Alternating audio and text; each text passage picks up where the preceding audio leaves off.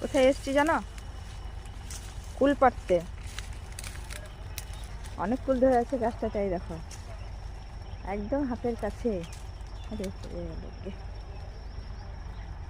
এই যে কুলগুলোকে জোগাড় করে করে রেখেছি, দেখতে পাচ্ছ বন্ধুরা। এই কুলটা আমাদের খুব মিষ্টি খেতে। এই যে এই কুলটা আমাদের সত্যি খুব মিষ্টি। জড়ো করে করে রাখছি এক জায়গায়, দেখছো কত কুল।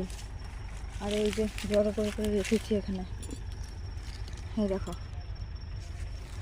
দেখতে পেলে বন্ধুরা। এই যে আমাদের কুল গাছটা 3-4টে কুল আছে, তার মধ্যে এই কুলটা সব থেকে বেশি মিষ্টি, খুব মিষ্টি খেতে কুলটা। সরস্বতী পুজোর আগে একদিনও কুল খাইনি, সরস্বতী পুজো পেরোলো তারপরে কুল খাবো একবার। কি মজার ব্যাপার না?